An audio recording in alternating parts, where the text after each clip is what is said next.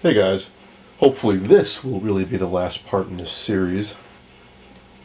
The rubber to metal cement has set up overnight and these are on really strong, I'm happy to say.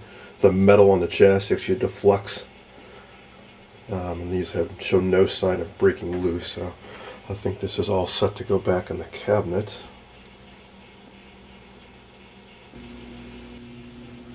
There is one other item I need to deal with on this set, and that's the back. It's made out of perforated steel, and it's quite dirty, and it's rusty in some areas. So I'm going to go over the whole thing with rust remover. Because not only does it remove rust, but it also cleans up steel quite well. It's a mixture of hydrochloric and phosphoric acid. Here's a little demonstration of how well this works. Remember, this is acid. Take all the precautions listed on the back here. In particular, this is Rust-Oleum rust stripper. You could also use navel jelly, but that's kind of gooey, and for this application I really don't need to leave it on for any length of time because there's not any deeply rusted areas. So I really can just use it rather liquidy like this. You spread it around and it kind of foams up as the acid attacks the crud on the surface of the metal.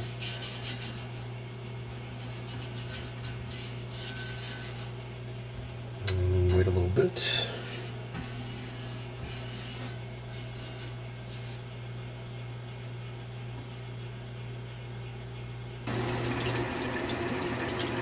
I treated this whole corner and let it sit for about 5 minutes, and now I'm cleaning it off with some water and a sponge. I think it looks pretty good. Certainly better than the areas I haven't cleaned yet. But there's still some blemishes, so once I've treated the whole back and dried it off, I will go over it with a bit of metal polish. Once I'm done with the polishing and cleaned off all the residue, I'll give it a clear coat with something like this clear engine enamel. It's really tough stuff and will protect it for a long time to come. Here's one I did a while ago. Probably about a year ago now, and still looks quite good, I think. I managed to get off all the metal tabs that were holding the speaker board on. Some got a bit mangled in the process. These are really only meant to go on one way, and I use a bit of persuasion to get them off. Here is the speaker board itself. It's plywood, and also it's a little bit soft. So I might give this a little coat of shellac or lacquer to help preserve it. There's a little permanent magnet speaker. And here's the grill cloth. I think you can see that age has had an effect on it. Although, I think I like the color better in the areas that are faded rather than the areas that were protected. Looks like in the darker areas it might almost be green, whereas it's yellowish in the other areas, and I think yellow looks better against the Bakelite. What I think I will do with this is just give it a light spritz of carpet cleaner, let it sit for a couple minutes, and then rinse it off in the shower, and then quickly dry it off with a hairdryer just to get off any of the surface dirt, smoke, and whatnot. As for the cabinet, I have made some progress in cleaning out this diamond pattern here. Been using Novus number 2 and a sock and working it back and forth. I've already done one pass, now I'm doing the second pass.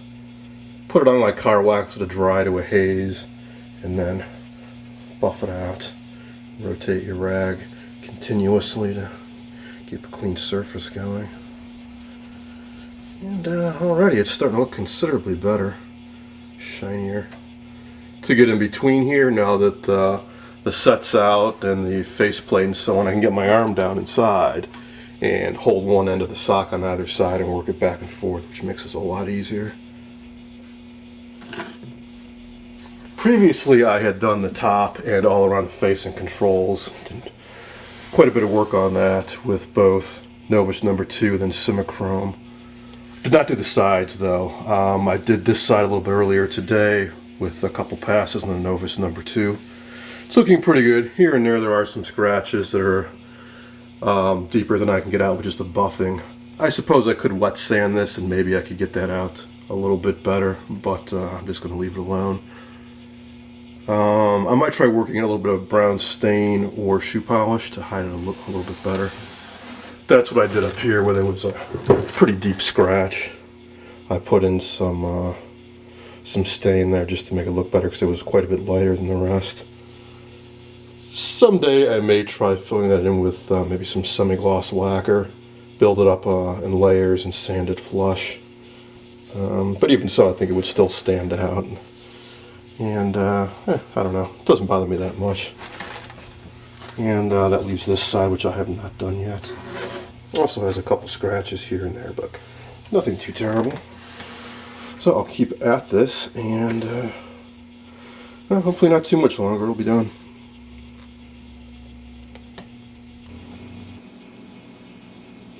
Now it's time to do some work on the faceplate. It has a few light scratches and kind of an overall dull haze to it. I'm going to clean it up with some of my favorite products, Novus 1, 2, and 3.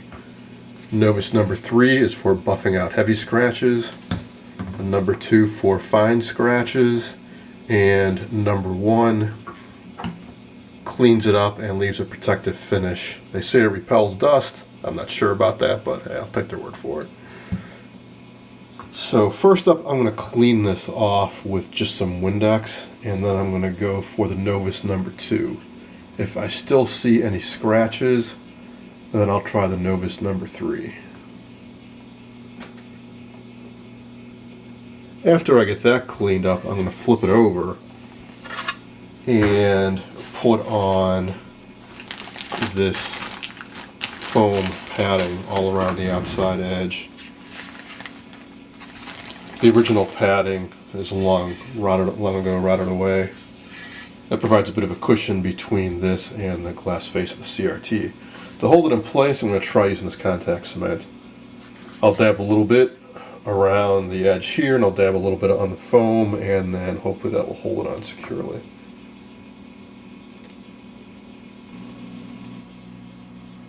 That worked out pretty well, I think. The contact cement's holding the foam on quite nicely. I cut the seam here at an angle and glued both ends together. It's holding up. As for the plastic, it polished up pretty well. There's still some heavier scratches here and there, but I don't think that's going to be a problem. The only minor issue that's remaining is that this plastic is back painted in 2 layers. Kind of a lighter foam green, sea green, then a bit of a darker color. And it's flaked off in places. Probably pulled off when the old foam came away. And if you look on the other side, some of that is shown through to this side, but I'm going to leave that alone for now. That's beyond the scope of what I want to do now. That would involve somehow stripping this off and then re-back painting it, and I don't think it'll be that noticeable once it's in the cabinet.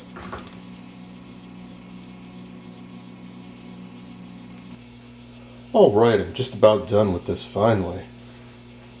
I spent a bit of time and did 3 or 4 passes over this grill area, and I think it's looking a lot better now. I decided not to attempt to clean the old grill cloth. I just didn't want to tempt fate. Trying to clean this, it might have fallen apart, and I've heard from other guys that there is no reproduction cloth like this available, so I'm just going to leave it alone. I think it looks fine the way it is. Next up, I need to reinstall the faceplate. Got nice foam backing it has now. As I said earlier, I'm going to use some rubber washers underneath the screw heads to lessen the chance of cracking these holes in the faceplate. You can see this one's already started to crack out, so that should help.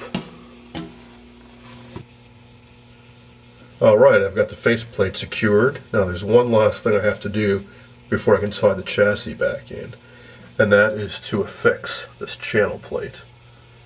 It has the numbers 2 through 13, and it needs to go in the front of the cabinet, and it's secured through this hole by this spring clip. So I need to hold this on the other side of the cabinet and feed this circular part through, and then the spring clip attaches through these notches to hold it on securely.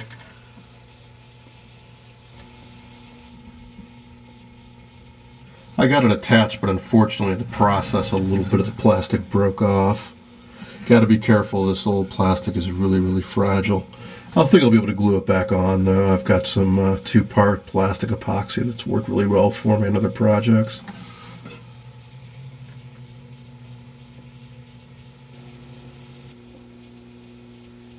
Here's how that channel plate looks from the front. That break is unfortunate, but the important thing is it's completely invisible from this side. And here's the faceplate, looking good. I'm going to go grab the chassis and slide it in now. I carefully placed the chassis such that the picture tube was dead center in the opening. And now I'm going to bolt it down. Luckily I got all 4 original bolts with this set. Bolts feed up through these slots in the Bakelite into those flexible rubber mounts that I reattached. Like so. Grab a ratchet and tighten that down a little bit more.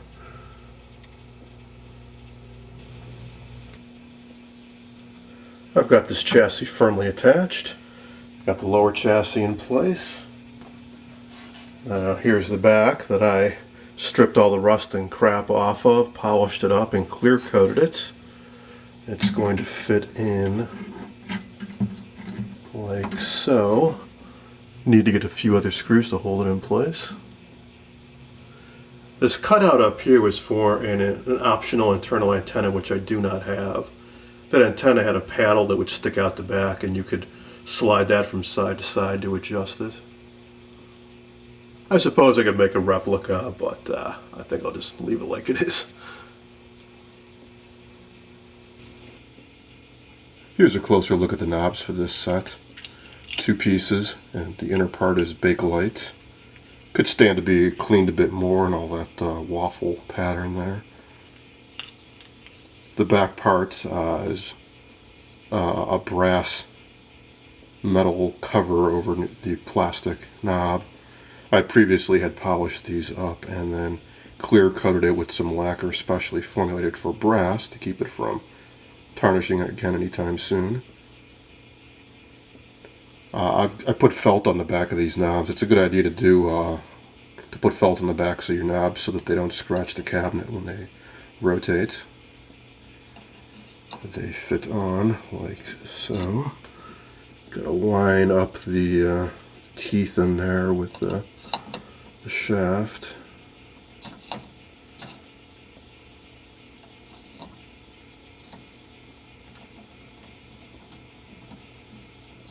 There we go.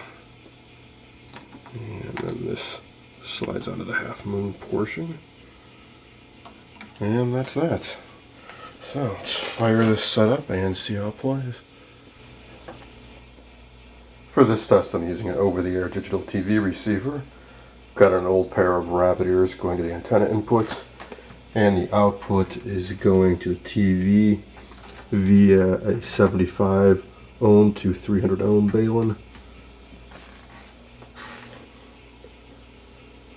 Alright, here we go.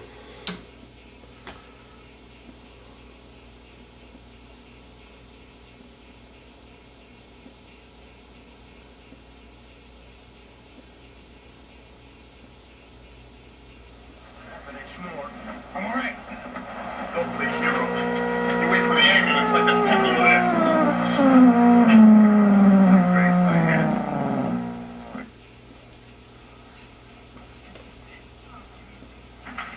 With a guy like that. Alright, looking good. Hey, you cop.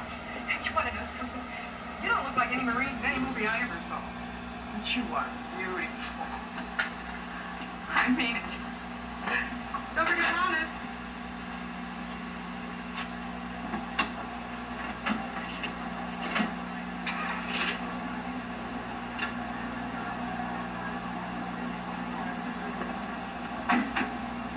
Something I've noticed on this set is since I did the alignment that you get kind of a weird dot pattern there.